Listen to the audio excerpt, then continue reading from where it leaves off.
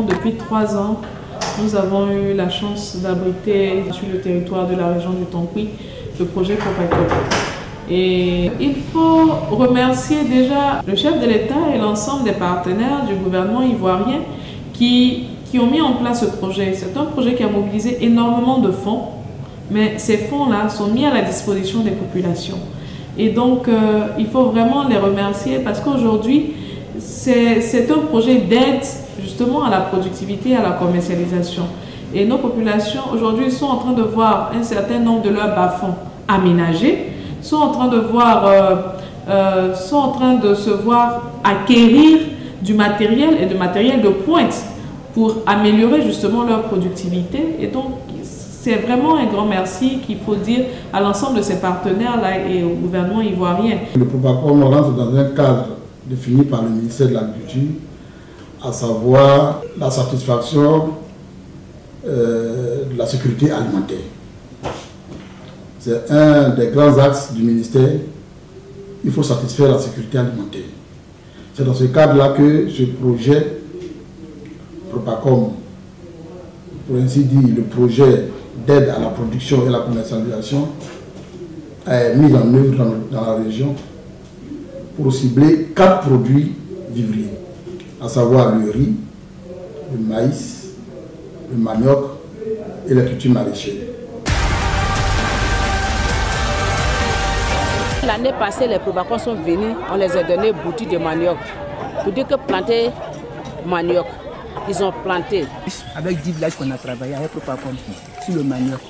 Nous avons fait, on avait prévu 50 hectares de manioc, mais en définitive, on a pu faire 45 hectares de manioc. Donc depuis 2017. Techniquement, comme nos techniciens de la manière on nous dit, de la manière Anader nous encadre, Propacom en train de mettre des paquets pour qu'on puisse, l'Ouest là, puisse quitter dans la pauvreté. L'objectif qui est assigné à Anader, c'est d'apporter un appui technique aux producteurs.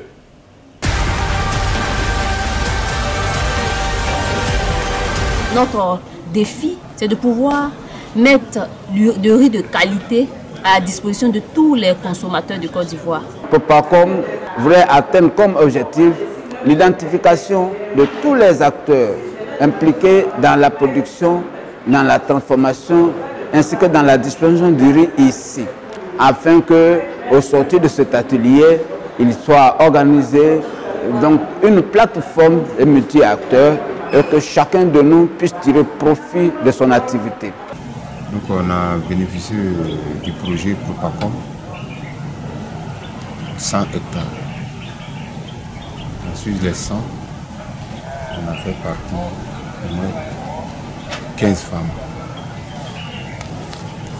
Et on a pris 45 personnes qui ont l'âge de 30 à 40. Et bon, maintenant, sur les 100, on a donné au moins 60 à la masse. Les 40 là, on a fait ça pour la coopérative par rapport au remboursement des intrants. En principe, cette année, il faut dire qu'il faut préciser que c'est l'année du riz parce qu'il a plu abondamment. Il a plu abondamment. Cette année, en tout cas, ça a été l'année du riz partout.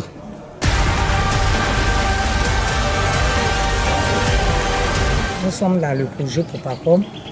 Nous faisons le maïs. Donc on a bénéficié de 20 hectares de maïs.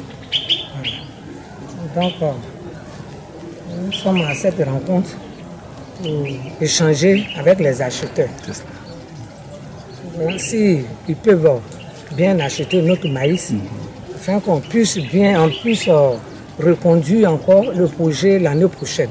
Grâce au projet Propacom, nous avons bénéficié, comment dirais-je, du projet maïs, près de 460 hectares. Nous avoisinons cette année 600 000 kg. Donc, Propacom est venu pour nous aider par rapport à notre productivité. Pas pour faire le maïs, mais pour nous aider à améliorer la production. Donc, vraiment, grâce au Propacom, dans 10 ans, la famille ne va plus arriver à Tiao.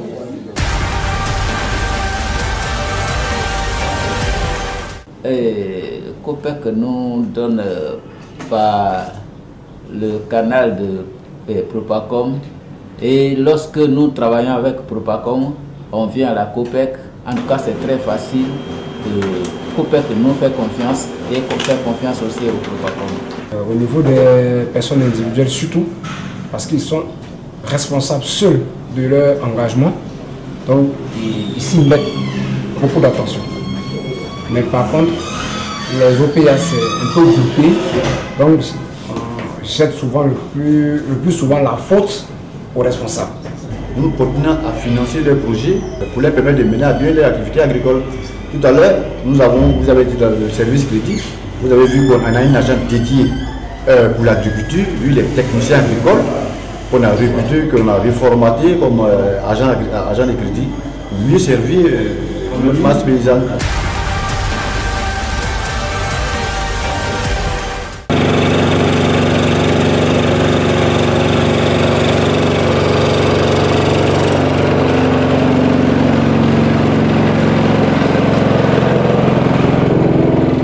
Nous avons besoin de Propacom pour venir bâtir un bâtiment sur les normes, puisque nos produits commencent à aller déjà à l'extérieur. Donc, Propacom, lorsque vous voyez dans la définition projet d'appui à la production agricole et à la commercialisation, ils ont fait des efforts. Non seulement ils vous ont soutenu dans le cadre de la production, mais ils sont allés encore plus loin dans les objectifs qui se sont fixés en termes de commercialisation pour vous mettre en contact avec les différents opérateurs qui peuvent donc vous soutenir dans la commercialisation de vos produits agricoles. Nous bénéficions de la formation en gestion de savoir qui est faite par une des consultantes du FIDA qui est Mme Kumba Fall et qui nous permet de disposer d'outils afin de restituer, documenter et partager tout ce que nous avons pu acquérir comme expérience, mais aussi tous les résultats que nous avons pu atteindre dans la mise en œuvre du projet Propacom.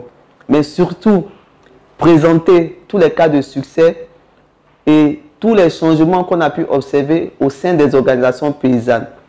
Il est vraiment important pour un projet qui se déroule dans un espace de temps et dans une durée bien précise de marquer dans une documentation ou à travers des outils de communication l'impact ou l'effet qu'il a pu obtenir auprès des bénéficiaires.